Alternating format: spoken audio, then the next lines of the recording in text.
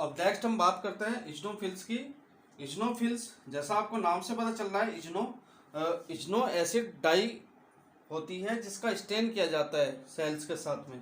तो इजनो acid die जो होती है, जब इसका स्टेन इस सेल्स के साथ में, इजनोफिल सेल्स के साथ में किया जाता है तो इसका कलर हो जाता है रेड ऑरेंज। इजनो एसिड डाई के साथ में जब इसको स्टेन किया जाता है तब, और ये इन नंबर्स होती है, इन क्वांटिटी होती है 4%। न्यूट्रोफिल्स जो थी वो थी 70%, और इजनोफिल्स जो है इन काउंट वो होती है 4%। और इसका आपको बता ही दिया कि मतलब कि जब ये इजनो के नाम से जैसा आपको पता चला है, तो इजनो एसिड डाई जो होती है उसके साथ में जब इसको स्टेन किया जाता है तो ये सेल्स है रेड ऑरेंज कलर के अंदर आ जाती है।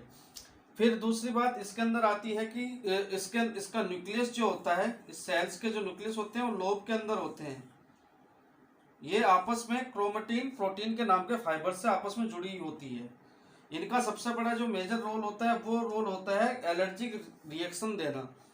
जिस तरीके से कोई भी केमिकल रिएक्शन हुआ, केमिकल की वजह से कोई एडवर्स इफेक्ट हुआ, उसकी वजह से आपकी स्किन या कहीं पे भी रिएक्शन होता है वो, या किसी भी टाइप के इंसेक्ट बाइट की वजह से या किसी स्मेल की वजह से अगर कोई आपकी बॉडी के अंदर कोई एलर्जी हो रही है तो उसका जो रिएक्शन और उसके अगेंस्ट डिफेंस करने का काम इजनोफिल्स नामक जो ये सेल है हमारी ग्रैनुलोसाइट्स इन WBC, वो ये सारा रोल करती है। दूसरा इसका सबसे बड़ा रोल होता है वो होता है डिफेंस करती है ये पैरासाइट्स के अगेंस्ट।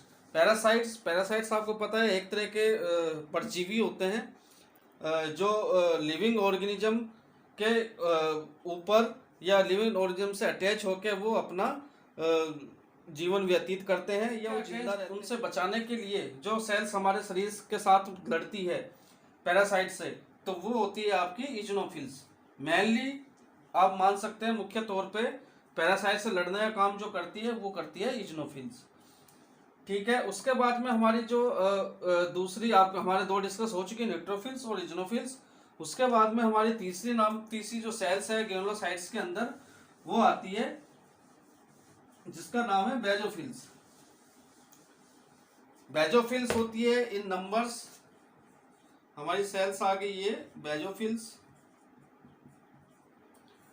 बेजोफिल्स इन नंबर, न्यूट्रोफिल्स 70% थी, इजनोफिल्स 4% थी, तो ये इन नंबर्स होती है 1%।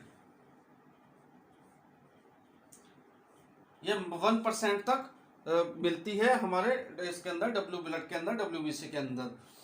इसके अंदर सबसे बड़ी खासियत है इसको पहचानने की कि इसके अंदर एक सेल होगा, उसके अंदर बड़े साइज का न्यूक्लियस होगा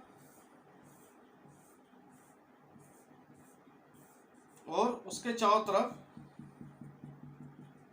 जो है थोड़े बहुत ग्रैन्यूल्स होंगे।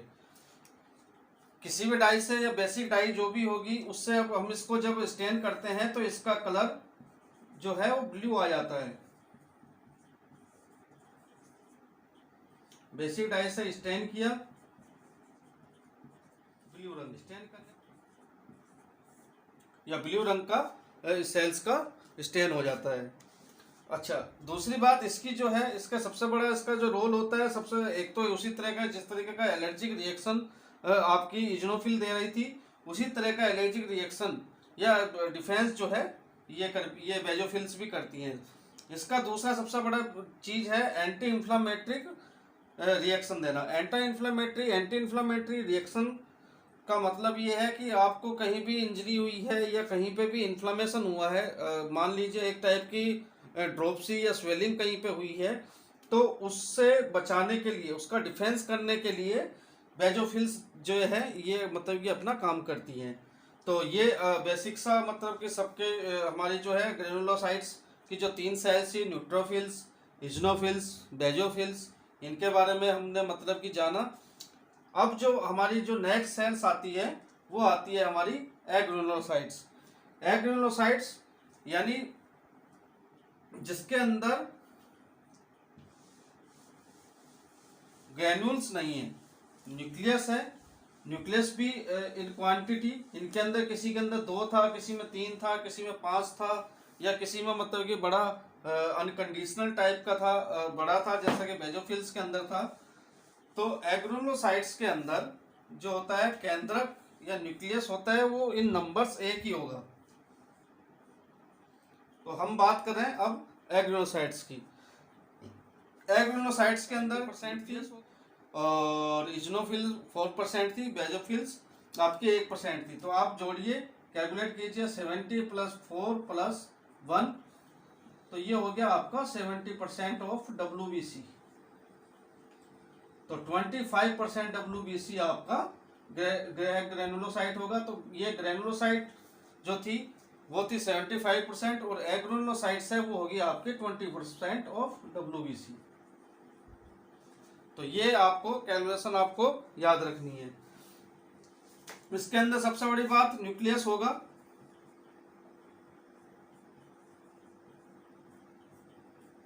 एक, और इसके अंदर जो है ये कितनी टाइप की होंगी, ये होंगी 2 टाइप की सेल्स है।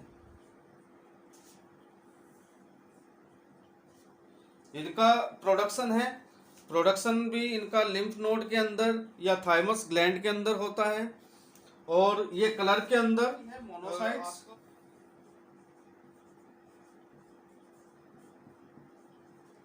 और लिम्फोसाइट्स।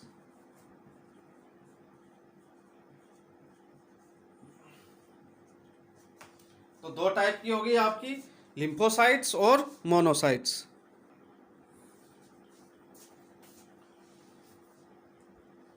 तो जो मोनोसाइट्स हैं, अब हम उसकी बात करते हैं। मोनोसाइट्स हैं, आपको पता है एग्रेनुलोसाइट्स जो है ये 25% है। तो 25% में से इस मोनोसाइट्स का जो परसेंटेज होगा वो होगा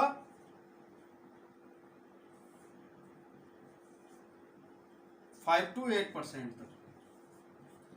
5 to 8% तक जो सेल्स आपको WBC के अंदर मिलेगी वो मिलेगी आपको मोनोसाइट्स।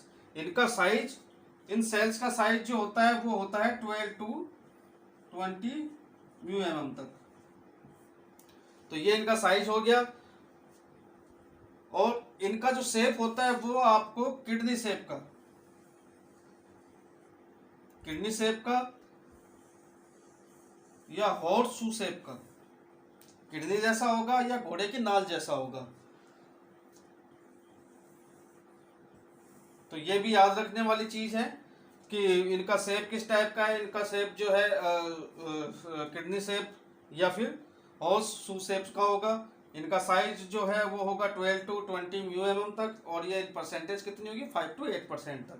अब आती है सबसे बड़ी बात कि इनका रोल क्या है। इनका रोल जो है, रोल इनका बिल्कुल वैसा ही है जैसा न्यूट्रोफिल्स का था, फैगोसाइटोसिस का।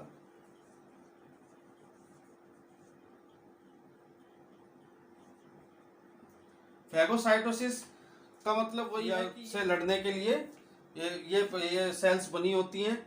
लेकिन इनका जो फैगोसाइटोसिस वाला जो रोल है, रोग से लड़ने वाली जो इनकी जो ताकत है वो थोड़ी सी लिमिटेड होती है। वो लिमिटेड इसलिए होती है क्योंकि इनको कुछ पर्टिकुलर ऑर्गन या पर्टिकुलर पैलेस में ही ये अपना फैगोसाइटोसिस का रोल करती है। लाइक जैसे लंग्स के अंदर लंग्स के अंदर ये फैगोसाइटिस का रोल करती है, और आपके लीवर के अंदर करती है, और आपके इंटेस्टाइन और स्मॉल और लार्ज इंटेस्टाइन के अंदर भी मोनोसाइट्स का जो है वो थोड़ा बहुत रोल जो होता है फैगोसाइटोसिस का होता है। तो ये हमारी मोनोसाइट्स थी। मोनोसाइट्स के बारे में हमने जान लिया कि ये 5 to 8% होती है नंबर, 12 to 20 μm तक इनका साइज होता है। हॉर्स शेप या किडनी शेप या हॉर्स शू शेप का इनका मतलब कि शेप होता है, और फैगोसाइटोसिस इनका मतलब कि मेन रोल होता है। अब अगली बात आती है लिम्फोसाइट्स। लिम्फोसाइट्स है वो पूरे ब्लड के अंदर आपकी आरबीसी, आरबीसी के बाद में आया आपका दूसरा इंपॉर्टेंट सेल थी, वो थी आपकी न्यूट्रोफिल्स। न्यूट्रोफिल्स के बाद में अगर कोई दूसरी तीसरी कोई अगर सेल्स है वो है आपकी लिम्फोसाइट्स। लिम्फोसाइट्स का जो है प्रोडक्शन, जैसे आपको नाम से पता चल रहा है लिम्फ, यानी इसका लिम्फ ग्लैंड्स जितनी भी है उनसे इनका प्रोडक्शन होता है। तो ये होगी चीज की इनका जो प्रोडक्शन है, ये होगी चीज की इनका जो प्रोडक्शन है, प्रोडक्शन हो रहा है कहीं चीज से, किस चीज से हो रहा है इनका, इनका हो रहा है लिम्फ नोड से।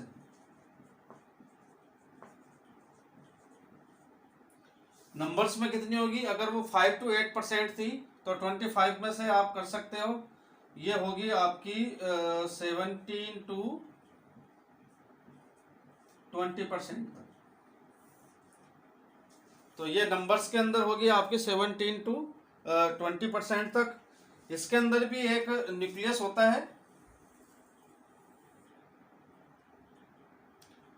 और इसके अंदर इसका जो न्यूक्लियस होता है वो पूरा बड़े साइज का होता है, पूरी सेल्स को अंदर। उसी तरीके लिम्फोसाइट्स के अंदर भी पूरा न्यूक्लियस बड़ा होता है, ये पूरी सेल्स को घेरे रखता है। जब हम इसका स्टेन करते हैं तो स्टेन के अंदर ये स्काई ब्लू कलर का आता है।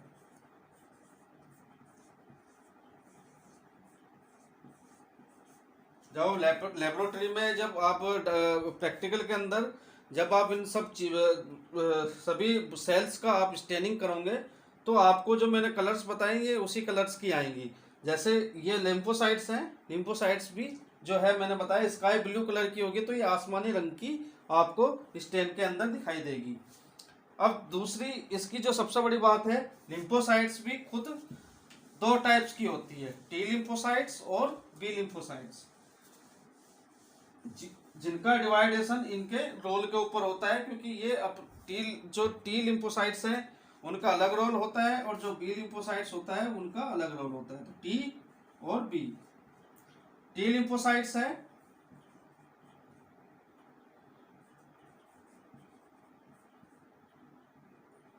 टी लिम्फोसाइट्स का जो मेन रोल होता है, उनका मेन रोल होता है बैक्टीरिया, प्रोटोजोआ और फंगस और कुछ जर्म्स हैं उनसे बॉडी का डिफेंस करने का।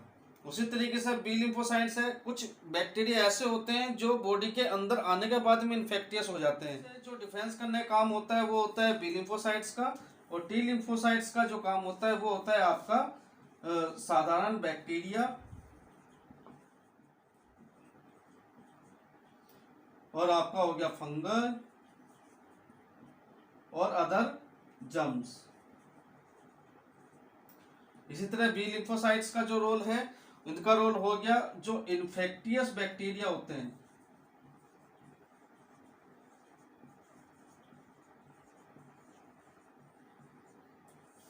इन सब चीजों से ये बी लिम्फोसाइट्स और टी लिम्फोसाइट्स या लिम्फोसाइट्स का जो रोल होता है वो हमारा जो बैक्टीरिया है, प्रोटोजोआ है, फंगाई है, जर्म्स हैं, इन्फेक्शन फैलाने वाले जो मतलब बैक्टीरिया हैं, वायरस है, उनसे लड़ने का या उनसे बॉडी को डिफेंस करने का या हमारी इम्यूनिटी को स्ट्रॉन्ग करने का जो रोल करती है वो हमारी लिम्फोसाइट्स या हमारा ब्लड या हमारी WBC, ब्लड की जो WBC है उनका। में आखिर में हमारी जो सेल्स है वो है हमारी तीसरे नंबर की सेल्स, प्लेटलेट्स।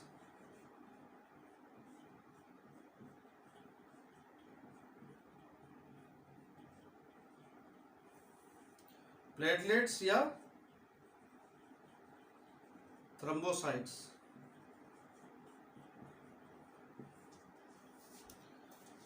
तो तीसरे नंबर की सेल जो हम जिसको अब डिस्कस कर रहे हैं वो है प्लेटलेट या थ्रोम्बोसाइट्स। ये बिल्कुल आपने प्लेटलेट्स आप देखोगे तो ये बिल्कुल ऐसी होती है जिस तरीके से हमारा वाटर या एकदम ट्रांसपेरेंट टाइप की होती है, इसका कोई कलर नहीं होता है, कलरलेस होती है। और इन नंबर्स ये होती है 2 to 5 लाख, कलरलेस है, प्योर लिक्विड होता है, प्योर लिक्विड सेल्स है इसके अंदर, और 2 to 5 लाख ये होती है इन नंबर्स में। अब आता है इनके साइज की बात। साइज इनका होता है राउंड, या फिर होगी डिस्क टाइप की, यानी अंदर से उठी हुई या एकदम प्लेन और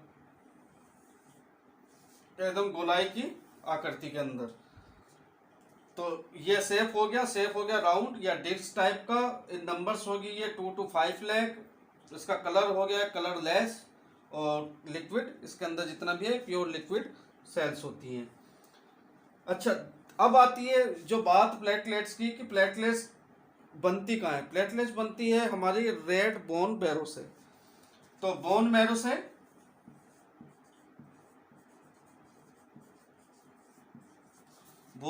इसका हो रहा है प्रोडक्शन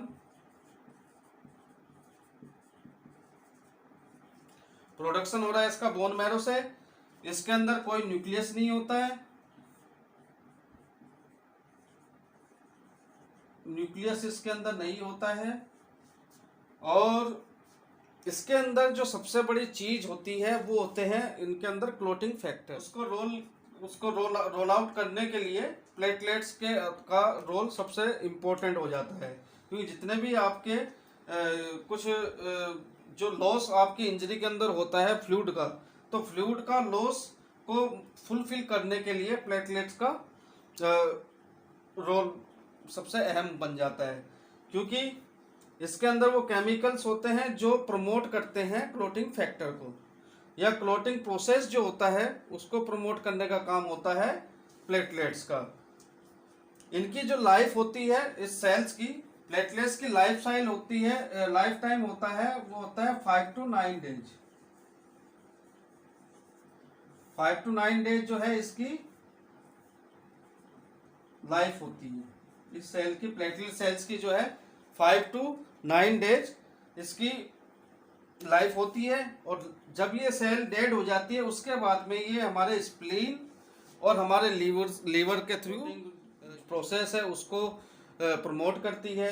और उसके बाद में ये जो लिक्विड की जो लॉस होता है किसी भी इंजरी में या ब्लड के अंदर या किसी भी टाइप की डिजीज की वजह से कोई ब्लड का लॉस होता है या लिक्विड का लॉस होता है, तो उस लिक्विड को फुलफिल करने का काम प्लेटलेट्स की करती हैं। इनका जो लाइफ टाइम है वो 5 to 9 डेज होता है। उसके बाद में इनका जो एक्सजन होता है या रिमूवल जो होता है आपके स्प्लीन या लीवर के अंदर होता है। तो ये हमारे प्लेटलेट्स हो गए।